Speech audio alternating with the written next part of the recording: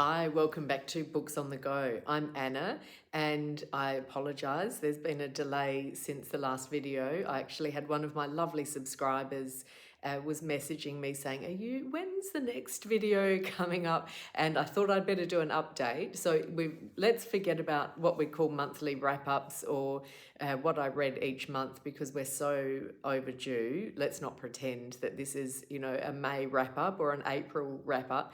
But just what I've been reading lately. And going back to April, we went to Greece. We were very lucky to have a holiday over there, and I actually read a lot of Greek books which I had on my shelf in the lead up to that. So I read Troy by Stephen Fry, which I loved and had sitting on my shelf for a while.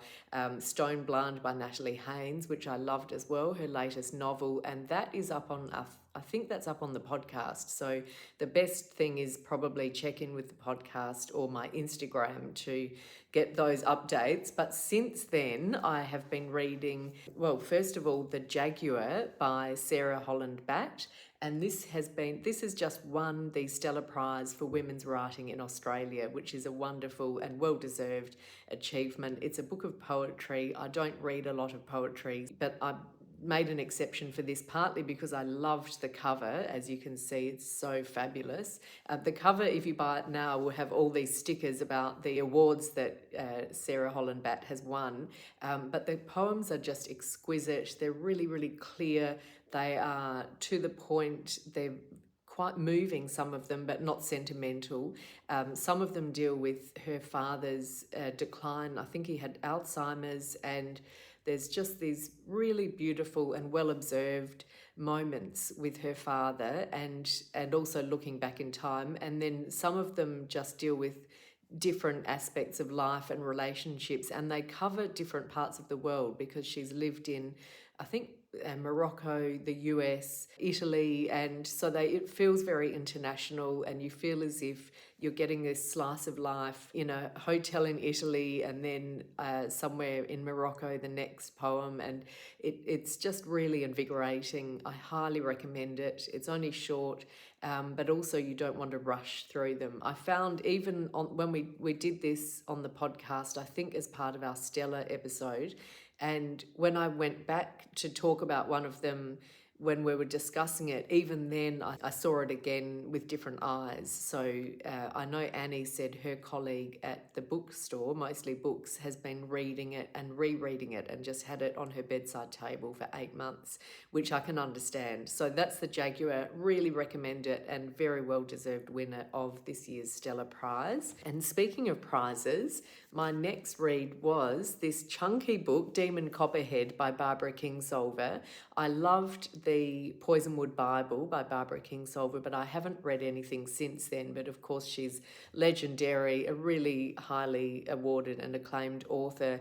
And I had heard such good things about Demon Copperhead that I wanted to try it. And it is long, but it's such an engaging, readable, compulsive book that it goes quickly. It's a loose retelling of David Copperfield, in that you have a young boy protagonist, in this case called Demon Copperhead, or Damon, but his nickname is Demon, in really tough circumstances. He's got a difficult start to life. His mother is, I think, a drug addict. They live in a trailer, and his mother dies when he's young, and he goes through the foster care system and so on. And a bit like the David Copperfield story, he's working at a very young age and all sorts of things. It also deals with the opioid crisis in America, so it's very much up to date and modern. But if you've read David Copperfield, which I actually haven't, but I do like Charles Dickens, it has all sorts of resonances and Easter eggs, I suppose, little treats for the reader who can see some of the fun with the names that Barbara Kingsolver has, for example, the names of the characters, and, she plays around with it and has fun with that, playing off David Copperfield, but it very much reads, I read it not having read that and really loved it. It's so rich. It's so, the voice of the narrator is really engaging. So he is so charming and such good company that you want to stay with him. And in this strange way, even though it's just his life, in that it's not like a murder mystery or something like that, but it's so page turnery, because I think you're so invested in him that you really want to know what happens next and what the next challenge will be that's thrown at him, and then how will he cope with it, and will he make a good choice, or sometimes of course he makes some poor choices, and what will be the aftermath. So it's really, really gripping. It's just won the Pulitzer Prize, I believe, and it's shortlisted for the Women's Prize, which I think, again, well deserved. So that's Demon Copperhead. We have a change of pace. I came back home from being away and had this on my shelf. So this was the next one I picked up, Novelist as a Vocation by Haruki Murakami, and it's essays about him and his practice, his work. I really enjoyed it. I love Murakami's work, and I do have some issues with the way he portrays women, and I think we've talked about this on the channel before. Miyoko Kawakami, who wrote Breast and Eggs and Heaven, and there's another recent book of hers, interviewed him for 4 hours and challenged him about this, which I love. And my sort of hesitation, if you like, is that he portrays women as objects of either sexual desire or not, but not sort of as equals or friends or colleagues, he just has that sort of view of them. He does touch on that as well in this.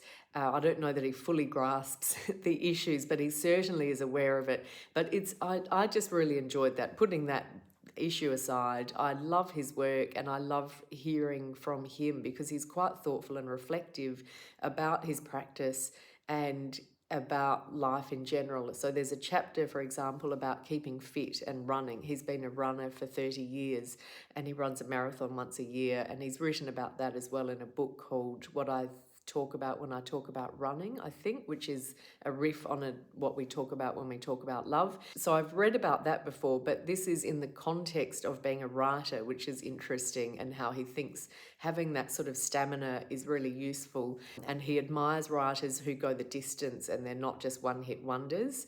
And it is all sorts of really interesting things. There's a lot about music because he's such a music lover as well. He has an enormous vinyl record collection. His playlists on Spotify are wonderful.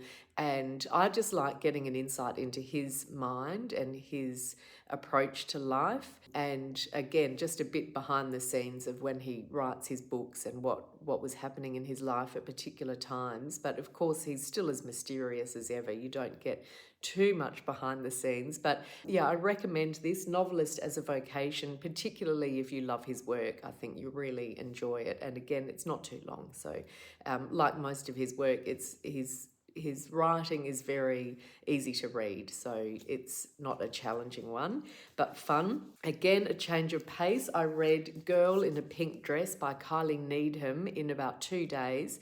This is Kylie Needham's debut novel. It's wonderful. It's Australian, and it has a real Australian sensibility in that it's quite earthy and fresh. It feels really fresh and set partly in the bush and partly in Sydney in the art world, and it's wonderful on that world. It's so well observed, and Kylie Needham is married to an artist, and she knows her way around the galleries and the parties and the collectors, the dealers, all the characters.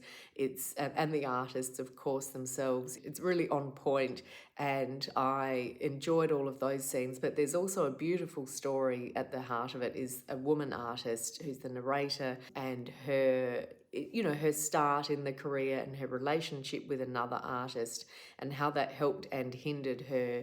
And of course the question, can two artists live together and both of them succeed in their work, and all those interesting things about the artist monster, the art monster that we've seen in some other books, but it's a very fresh take. And I'm interviewing Kylie Needham on the podcast next week, so I don't want to say too much more because we'll discuss the book in detail, and I've got so many thoughts and can't wait to speak to her. So that's Girl in a Pink Dress. It's just come out in Australia. I'm not sure yet if it's available overseas, but keep an eye out. It's really, really good. And we're changing pace again. It's a very eclectic mix this month, but I've also been reading The Silk Roads by Peter Frankopan.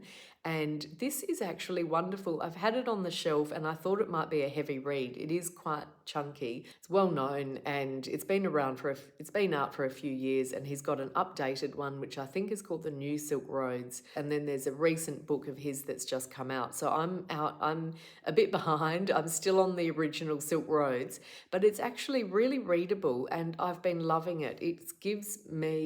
It goes right back to BC times. I can't remember when it starts, but it's about the Silk Road, so sort of that area between the East and the West, so from China through to Western Europe, and Middle East, all the countries in between, and how that trade route started. But that really entails giving you a history of those parts of the world, including a history of the religions that started there, because that plays a part as well, and the governments from time to time, and regimes, I suppose, or empires from time to time. And it sort of seems to be at my level because it's answering a lot of questions that I've had, and I've either been reading books that are too academic and dense and sort of heavy on the research that seems to be weighing on the page and weighs me down, or too light and not really getting stuck into it. Whereas he seems to be so